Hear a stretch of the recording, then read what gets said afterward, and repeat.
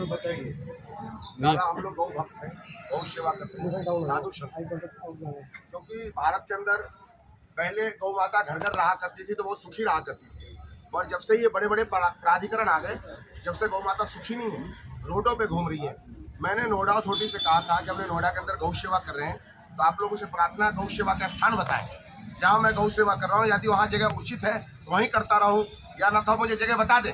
क्योंकि हम साधु संत 1 रुपये इकट्ठे करके गौ सेवा करते हैं, उसमें खोर बनाना हुआ, टीन से लगाना, तमाम चीजें होती है लाला।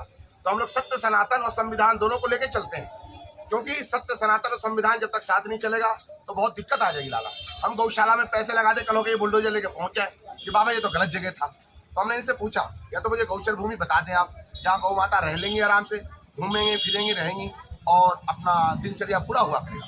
तो हमारी गौशाला नोएडा के अंदर है, ना तो इन्होंने बिजली की व्यवस्था करी है ना पानी की। नोएडा के अंदर शराब के ठेके हर जगह खुल चुका है लाला, कंटेनर में इन्होंने बिजली का कनेक्शन दे दिए, और हम जाते हैं इनसे कि बिजली दिया जाए गौ माता के लिए, तो कहते नहीं। आजकल जमाना इतना तेज हो चुका है, यदि हम बिजली बिल नहीं देंगे तो अगले महीने काट दो बिजली।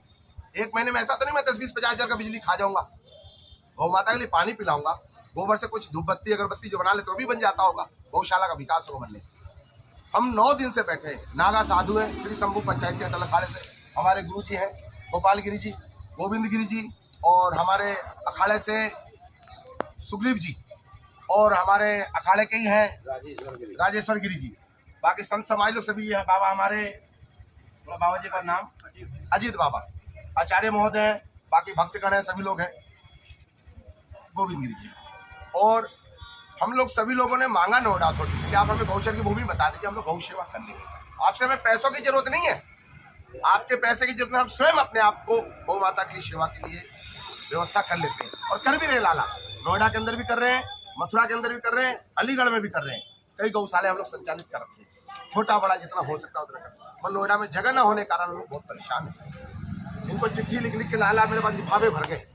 योगी आदित्यनाथ जी को भी हमने चिट्ठी लगाया है, वहाँ का भी चिट्ठी विकास भवन में आ गया, वहाँ से आने के बाद उन्होंने रेफर कर दिया नोएडा अथॉरिटी को, फिर भी उन्होंने ऐसी ऐसी चिट्ठियों को इग्नोर करा।